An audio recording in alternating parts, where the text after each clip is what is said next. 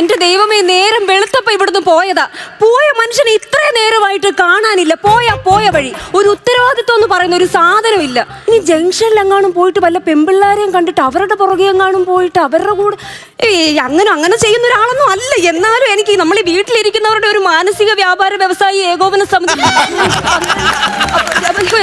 എന്തൊക്കെയാണോ ഞാൻ വിളിച്ചു പറയുന്നത് എനിക്കറിയാൻ. ഈ മനുഷ്യൻ അവിടെ പോയി കിടക്കുന്നു, എനിക്ക് അറിഞ്ഞൂടെ. വരുന്നുണ്ട് കേട്ടോ, വരുന്നുണ്ട്.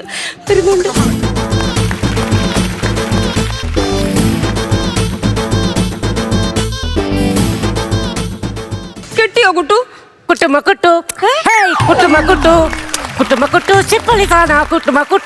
അതാണോ ഞാൻ ചോദിച്ചത്? പറയാ, ഞാൻ എന്റെ കാസർഗോഡ് ഇവിടെ വെക്കട്ടെ. കാസർഗോഡ് ഇവിടെ വെക്കട്ടെ. പോയ സാധനം കിട്ടിയോ? പറയാം. ഇവക്കടെ വെപ്രാളും എന്റെ മെക്കിട്ടുള്ള കയറ്റം കാണുമ്പോ നിങ്ങൾ വിചാരിക്കും ഞാൻ അവക്കടെ അനിയനാന്ന്. അവക്കടെ അപ്പൂപ്പനാ ഞാൻ. ഈ ലോകത്ത് ഒരപ്പൂപ്പനും കൊച്ചുമൊക്കെ ചെയ്തു കൊടുക്കാത്ത കാര്യം ചെയ്യാൻ വേണ്ടി പോയതാ. അവക്കുള്ള ലവ് ലെറ്റർ മേടിച്ചു കൊടുക്കാൻ.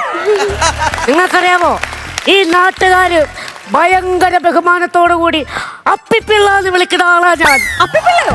Appukuttan Pillai, short form. ഇപ്പൊ നാട്ടുകാരെന്നെ വിളിക്കുന്നത് ഹംസം പിള്ള.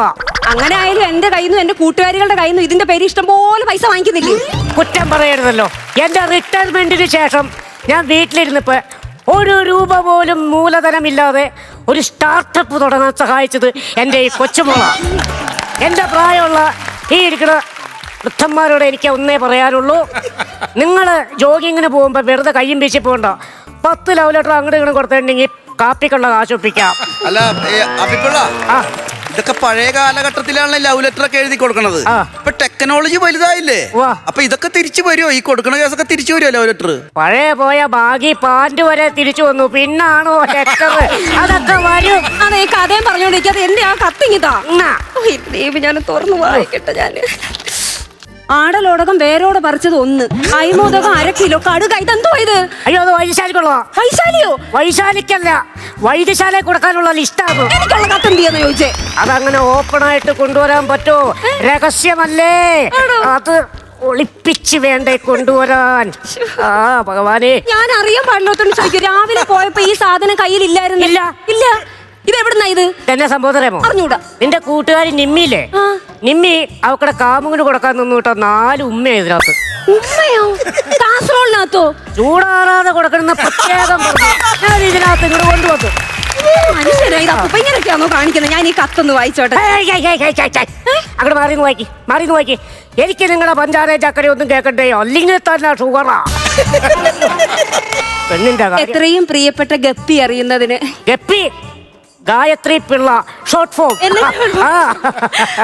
ഇന്ന് രാത്രി 12 മണി. 12 മണിക്ക് വളവിൽ പൈപ്പിന്റെ ചുവട്ടിലെത്തുക. പൈപ്പിന്റെ. അപ്പൊ ഈ കത്ത് പൊട്ടിച്ച് വായിച്ചില്ലയോ?